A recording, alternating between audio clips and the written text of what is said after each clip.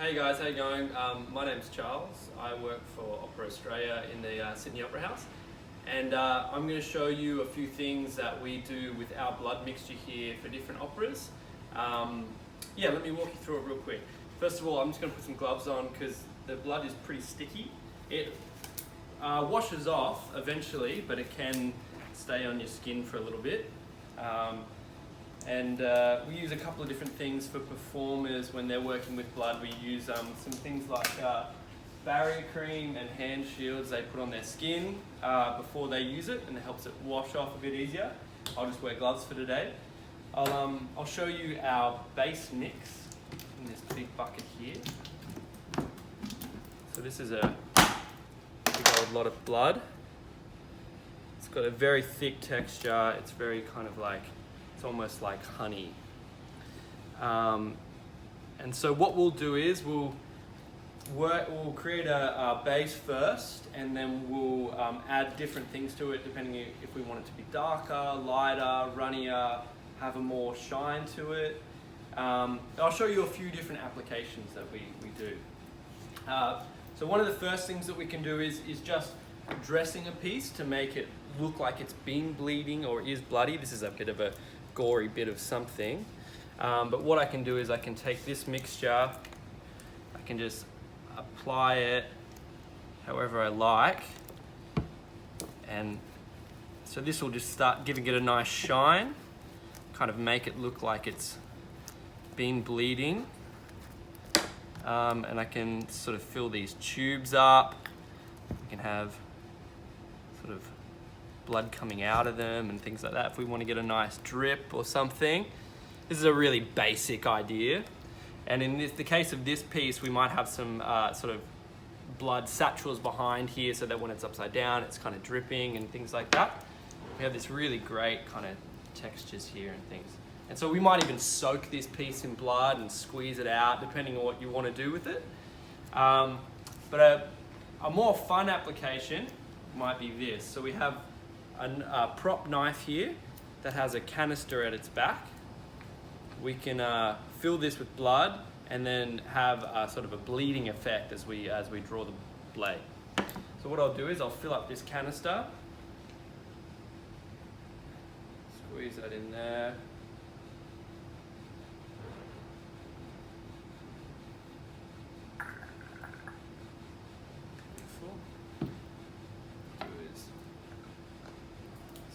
On. Now if you come in close here, you'll see there's 4 holes along here where the blood will come out. Now they're obviously so small no one from the audience is going to see them, but we can get a really nice, quite dramatic effect with this, and I'll show you really quickly. So if I were to be on stage, I could draw this like this. You get this really great kind of bleeding effect, which is really effective.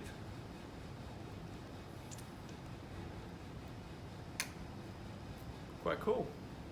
So here's some of the ways that we use blood down at the Opera House, Sydney Opera House and Opera Australia. I'm Andrew Keshen. I'm the head of the performance side of wigs and makeup with Opera Australia, and I've been with Opera Australia for this is my 25th year. Working with Opera Australia, and my 12th year of being in charge of the department. From the performance side of things.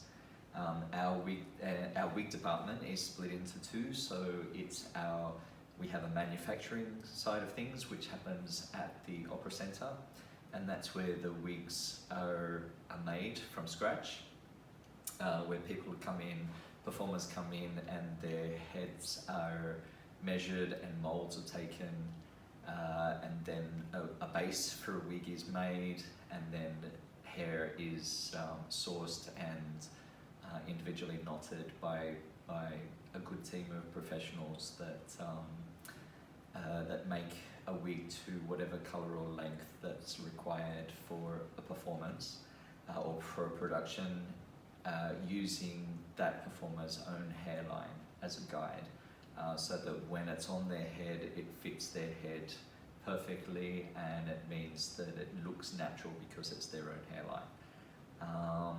then the process after that is once the wig makers work with a director or designer to work out what the styling of the wigs are going to be. The wigs are styled, and they come down to where we take over from there, so the performance side of things. And that is fine-tuned during a rehearsal period. We have several stage rehearsals where everybody is in costumes, wigs and makeup, and under the lighting we can see how things work, whether they're working to the way that a designer sees that all coming together, and then we do some fine-tuning until we get to that desired look. And if anything needs changing, it happens during that rehearsal period until opening night.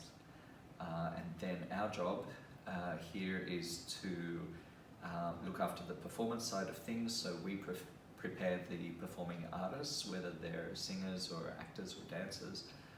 We help them prepare for a show with their makeup and with their wigs. And after each performance, we make sure that once we've established a look of a wig and it's styled in a certain way, we make sure that it looks like that for the whole run of that performance. And then in the future, if we do that production, it's our job to also make sure that designer's vision for that show is maintained, and we don't drift off topic too much and start to for instance, if something's set in a particular period, we make sure that those wigs stay within that period and don't suddenly go from 1920s styles to 1980s styles or something like that. So that's our job, to make sure that the wigs stay the way they're meant to be. So I mentioned that the wigs are made of human hair. A lot of our wigs are made of human hair. We've got something like this, which is extra long. This is the wig for Turandot. And to source hair that grows this long is much more difficult, much more expensive, and it's much rarer. So the most part of the wig, the top part and around the hairline, is human hair. But then as we go into this longer bit that's down the back, this is the actual character of Turandot, so she's the princess. That's not natural hair, that's not human hair. So then that poses a problem, not a problem, but a different way of looking after the hair. So we can't put heat onto synthetic hair because it's not heat resistant, so it'll melt. And so we can put heat on these shorter bits. So you can see the shorter bits up here, and to get those straightened so that it blends in with the rest of the wig, we can apply heat. But if we did that for the longer bit, that would pose a big problem, because the princess wouldn't have long hair for very long. It would just melt off. I'll show you an example of a human hair knotted wig. So this is for one of our productions in the house at the moment, which is, this is a character called Benoit, and he is an older gentleman in our opera La Bohème. And he is a balding character, so he has a little bit of a comb over, so you can see the thinning hair on top, and then thicker hair around the sides. So, and this gives a good example of how the colours that go into the making of a wig as well. So he has this bright orangey colours through the top of his wig, but he's an aging man, so he has a bit of grey around the temples, and that's all knotted in and cut to the desired length for the style. And then it's styled, and then we maintain that style so that character looks the same every time he hits the stage. And if you get really close, you can see that the wig is knotted onto fine lace. So on the stage, that lace can't be seen from the front, from the audience perspective, and so it looks like that person's own hair growing out of their head. and that's made to his own head measurements. The same with this sort of wig, is also a hand knotted wig, and this is for John the Baptist. Jacques Anan, I think, is the correct character name for in Salome.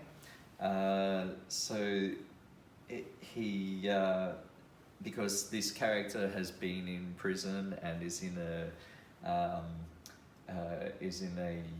dungeon, his hair shouldn't be looking all fresh and like he's just come out of a shampoo commercial. So that's part of our job, using various hair products to make sure that this wig, when he first comes onto the stage, this wig has to look like it's filthy and dirty and you know, so it has a lot of product in it to give it that weight so that it falls correctly. And then because we're dealing with performers who have to sing and act and you know, not having to be worried about hair going into their face or especially into their mouth when they're singing, we have to make sure that the hair moves correctly. So if that is a problem during rehearsal period that we notice during a rehearsal, that you know the singer will come out onto the stage and then the hair starts to move into his face or their face, then that's a problem that we have to address. That's one of our problems to solve, not the performer's problem. So we just make sure that the styling of that and the products that we use help with that person's performance, so that that's something they don't have to worry about. Quite often, I mean, they're not taking their music scores with them on stage, so everything that they're performing is in their memory, including all the actions that they have to do. They might be singing in a completely different language than what they're used to, so they've got enough on their minds rather than worrying about things like hair in their face. So that we're very, very conscious of our responsibility there as well. And this is the same sort of thing. This is a human hair wig, so it moves like a human hair wig. The challenge with this particular character is he does come out of a dungeon and his face is down, so naturally the hair is going to fall into the face, and he flicks his head back and lays on his back at one stage. So that's in our favor because it gets the hair out of the face again. But it just means when it falls, it's not going to fall in his face, but yet still look natural on stage and move naturally. Hi, I'm Tim from Opera Australia's Performing Wardrobe, and we look after all the costumes for the shows. Now, a lot of the shows have got dying people in them, so there's a lot of blood. And so something like this gets blood and wine and other things on it, and being beautiful white silk, we have to spot clean it and use dry cleaning fluid, which we do here in-house. As part of the show, there are up to 12 dresses that dress all the singers and actors and dancers and acrobats, whoever we may have on, children as well. And through the show, they're very physical and costumes get broken and damaged, and so it's our job to repair them. And then sometimes, as you can see here, we have two of the same costume because someone might get sick, and then we have to alter a costume to fit a cover.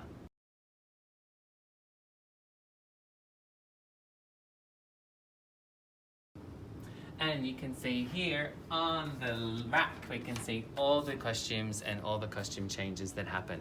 A lot of the costume changes are quick changes that happen on stage, and some of them are like 10 seconds, 30 seconds, or 1 minute. And sometimes a complete change, wig, makeup, dress, shoes, pantyhose, everything changes in 30 seconds.